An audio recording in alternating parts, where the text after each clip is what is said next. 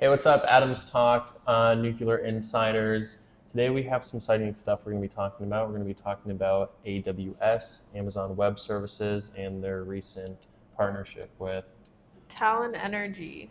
Um, so what happened is Amazon or AWS, which is just a subsidiary, recently paid $650 million for a 960 megawatt nuclear powered data center. So they kind of knocked out two in one there because, as some people know, we have currently an energy crisis going Yeah, on. a huge AI energy crisis, Mm-hmm. to be specific, which is already intense because we have a super old power grid. We've already had the energy Yeah, crisis, let alone the fact that we now are piling AI now onto that. we're training, we're training ChatGPT bots like OpenAI, Gemini, Copilot, um, and as we've recently discovered, one ChatGPT search is 10 times the amount of energy as an average Google search. So the strain that we're putting on the grid right now is very intense. So it's really cool that companies like Amazon are making the right step to help with that. And it's not just Amazon. Earlier, you mentioned a couple others that were Yeah, going into the clean energy.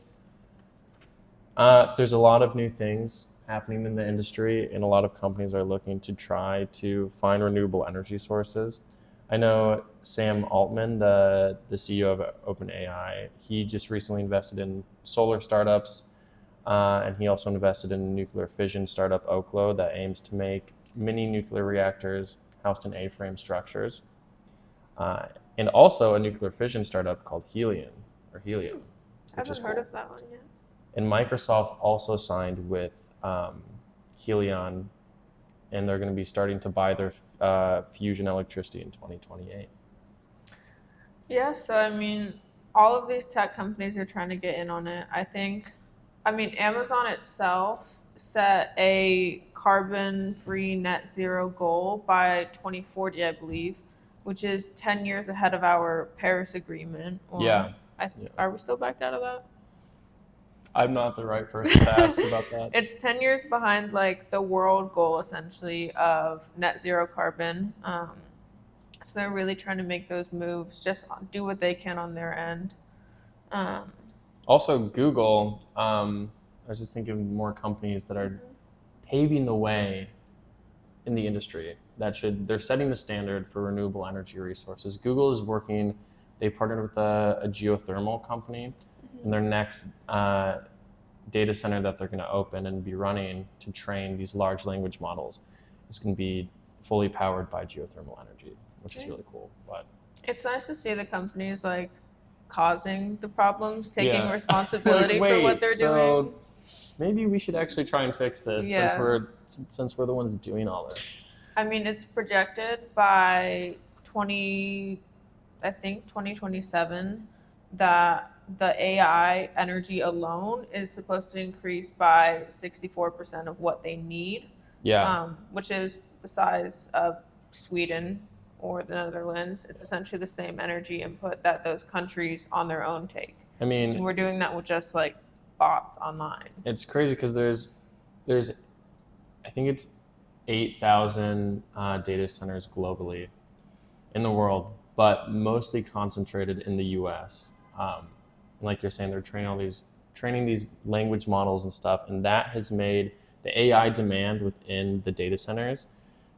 Data centers demand is rising 15 to 20% every year until 2030. They have predicted, It's so which important to remember that is when you insane. put things in a cloud and when you put things online, it's not that you're taking up less space. It's not that you're doing less. It's still space. It's just Yeah, stored in somebody else's space.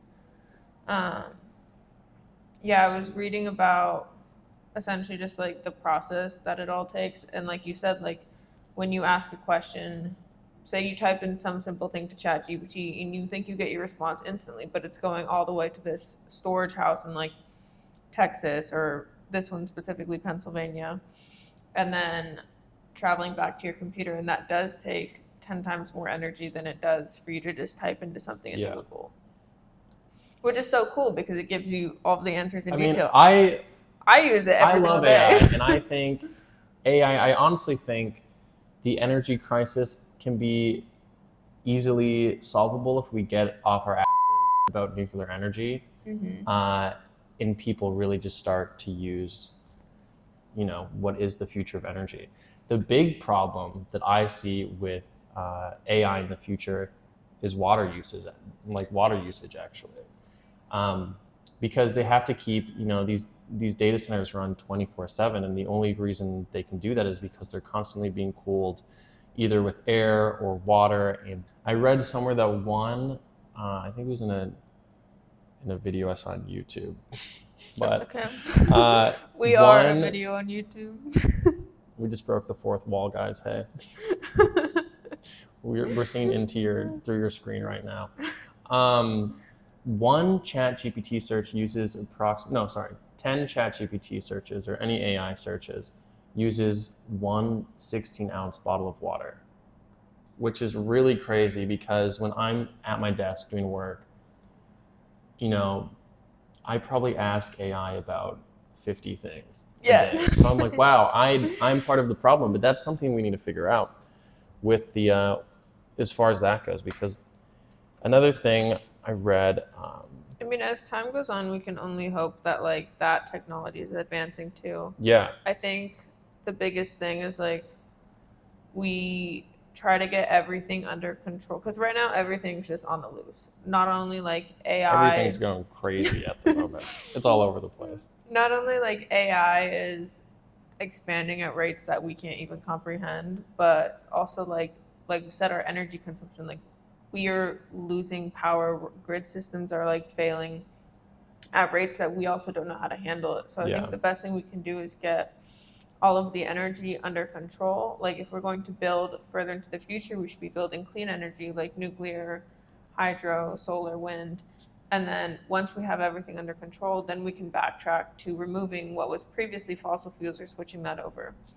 As well as once we get everything under control, energy wise, then we can work on the technology to make the cooling easier. Yeah, because it's either water cooled or it's cooled with fans, which also just require more energy. So they could be cooled with fans, but we need to fix the energy solution. So we need, like Josie's saying, we need these companies, and kudos and props to the companies, Amazon, Microsoft, Google. They're trying and they're figuring out these renewable energy sources, but they're not moving quick enough, and they're not setting the standard. Well, they're trying to set the standard, which is good, but it sadly isn't the standard with data centers right now. There's a lot of data centers using fossil fuels still to power their centers, which is sad because that's bad for the planet. And think of a whole another Sweden polluting the planet, but pretty much in America. Yeah. A whole nother country consume energy consumption just in America. And if we're to devote that to fossil fuels, think of everything else that'll happen too. I might have already read this fact. I have a fact on my piece of paper over here. Also, a little off topic, not really. Estimates from 2019, which is a long time ago now, found that training just one large language model produces as much CO2 as the entire lifetime of 5 gas-powered cars. That's insane. Isn't that crazy? And there's a million models out there. Yeah. They're also updating everything all the time. So imagine and that's 2019. Imagine how far that's evolved. It's crazy because there's so many different types of CO2 emissions getting put into our planet from various different sources. And if we can reduce that number by 1, 2, 3, that's the difference that we want to see. But we're making the change slowly but surely. Doing what we can.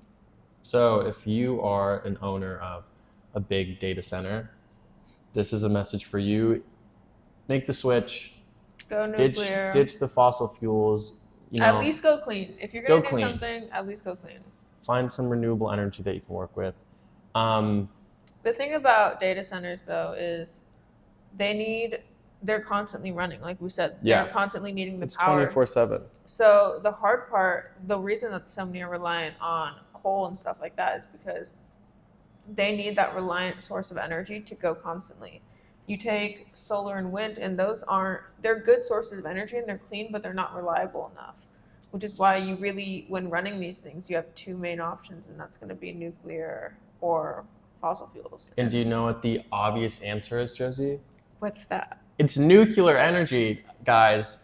Get off your ass. Think about the future. Think about what is available to you right now, and the answer is going to be nuclear energy. Sam, are do you the right listening? thing. Sam Altman. Sam, is that you? But seriously, yeah. I mean, also, like, I think Google and Microsoft, their recent mission statements, their CO2 emissions in the past year, just from AI, are like 15% higher than normal, like 5 to 10, 15% higher. So they need to get it under check. All we can do is help. Do you have anything else to add? No, I think that's good. So, anyways, that's what's happening.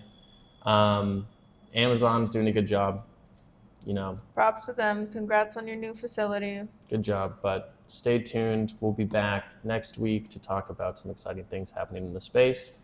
And as always, stay curious.